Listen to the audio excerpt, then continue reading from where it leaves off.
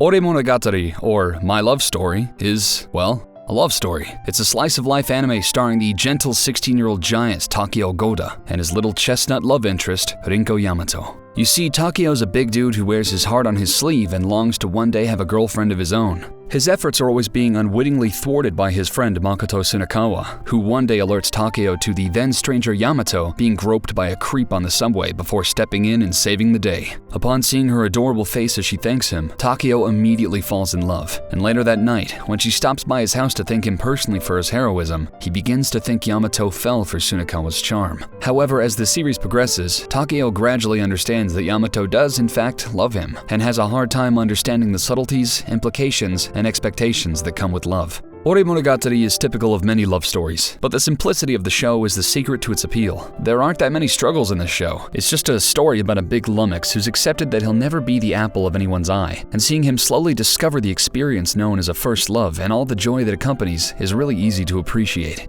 Takeo as a character is incredibly dense, which is the source of all the show's comedy. Bearing resemblance to a bear or gorilla, he'll unintentionally scare people off with his aggressive expression, while in reality he's a big softy who just wants to help people. But that doesn't stop his friends from using his intimidating demeanor to scare off any shady characters harassing their love interests. If he needs to hurry, he'll take off running at superhuman speeds and shock everyone when he literally returns within 5 seconds. He'll break out into hilarious expressions in the most animated fashion at any given time, helping to make even the most emotional scenes capable of making you smile. But when he's not being silly, he's sacrificing his own short-term happiness and comfort for the sake of other people. He's humble and self-deprecating to a fault, and when he finds himself the target of someone else's hatred, he simply wishes them well and gets out of their way, even going so far as to say he'd be alright with Yamato not dating him, so long as she finds happiness in the process. It's frustrating to watch him beat up on himself when he isn't doing anything wrong, and it's moving to see him remain such a pure-hearted, genuinely good person in the face of adversity. I honestly can't remember the last time I've seen a more likable, well-adjusted character in an anime, let alone any other piece of media. I like to think Takeo is the reason why the show is so charming. He has no bad intentions and he doesn't make anyone's life harder, so it's easy to cheer for him and hope he gets the happiness he deserves. He's often dismissed as a lumbering oaf whose size is a constant burden to himself and everyone around him, but his naivete and oversized heart are what truly separates him from any other character in this genre. By contrast, Tsunekawa is the character that would typically be the protagonist in any other romantic anime,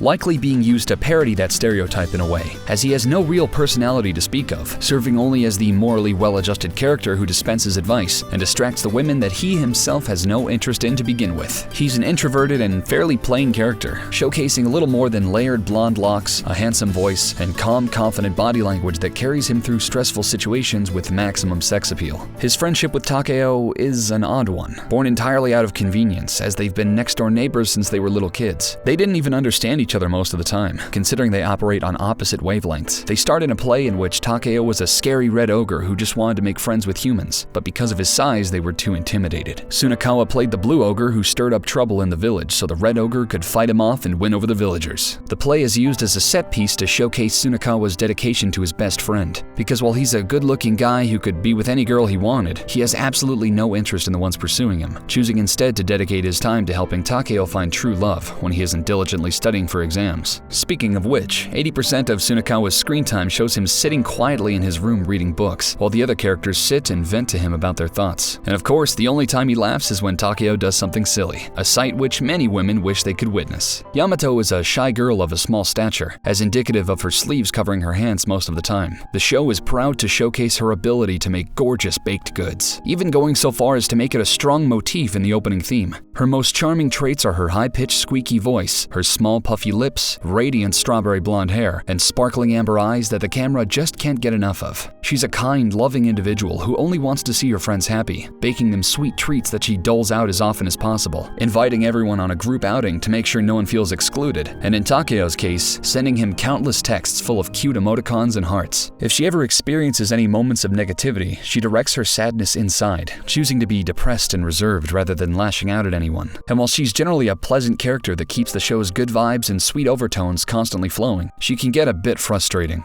Combining Takeo's inability to pick up on subtleties and Yamato's desire to make everyone happy, she often keeps her problems to herself, thinking she might inconvenience others, causing unnecessary problems that could easily be avoided simply by speaking up. But of course, it wouldn't be a drama if everything was that easy. The show occasionally uses her tiny size as the setup for some great moments, particularly to showcase her big heart that knows no physical limitations. But her best moments are when she's standing next to Takeo, so the viewer can really get an idea of how great their size differences are, leading some strangers to mistake them as being father and daughter. It's also hilarious how Takeo's parents are the polar opposites of his relationship regarding gender, with Takeo's mom being a stoic, physically strong woman with a slightly goofy appearance who previously wrestled for fun, and his father being a far more handsome version of Takeo, who works hard to keep his family happy and often lets his emotions get the better of him. There's not much to say about them as characters, but I find them extremely charming, and I'd be remiss to make a review that doesn't praise their existence despite them not playing an enormous role in the story. Oh, and I guess Tsunekawa's sister deserves a mention, if not just to say she starts off as a very unlikable brat and gradually becomes a positive mentor-like figure that translates Yamato's insecurities into rational thought as she helps the lumbering Takeo understand the intricacies of the female mind, as illustrated by the episode in which she premieres having the title, I'm Dense. While some shoujo anime tries to pile on the sex appeal within the first episode or two, Ore Monogatari takes its sweet time developing characters, establishing motivations, fleshing out relationships, and otherwise setting the stage to make sure the viewer feels like these three characters are people you would actually want to hang out with every day. In a world where people commonly rush through the good parts of relationships, it's refreshing to see Takeo and Yamato work at an organic pace. I mean, hell, they don't even hold hands until the 6th episode. That takes willpower. The show approaches love as something most people can relate to, whether you've never been in a relationship before, or you fondly remember the warm, fuzzy feeling of your first relationship, that awe you felt when you realized that this cute girl you have a crush on could choose to be with anybody, and they chose you. As someone who's often been through the routine of meeting a cute girl, getting to know her, dating her, and eventually going our separate ways, it's not hard to look at the concept of love through a cynical lens. But when you see it presented in its most basic form with little complexity, where both partners are uncommonly faithful to one another and simply want to see the other happy, it crystallizes that simplistic first love mentality that I haven't felt since grade school and makes me appreciate the basic gesture of caring about somebody in a world where money, health, sexual compatibility, and infidelity are looming over everyone's head and causing them to overcomplicate their relationships.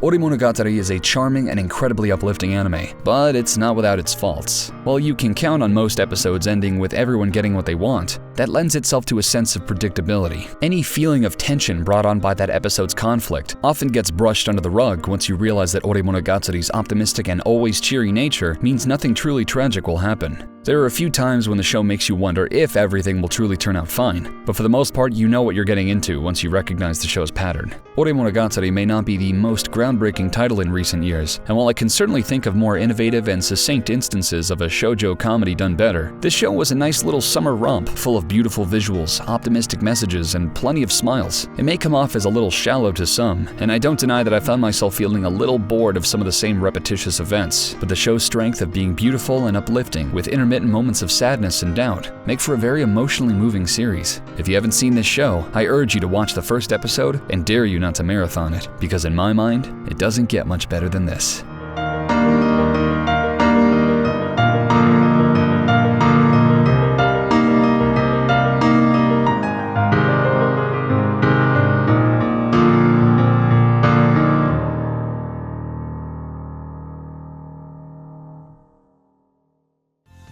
Thanks for watching my newest Otaku Time video. While anime reviews are a bit of a side dish on my channel, I hope to gradually make more of them in between my video game releases. So let me know what you've been watching lately, or if you can think of any shows that you want to hear me talk about. If you like the show and haven't already followed me on Facebook and Twitter, consider taking a glance at my Patreon if you're interested in supporting the show while getting some cool benefits.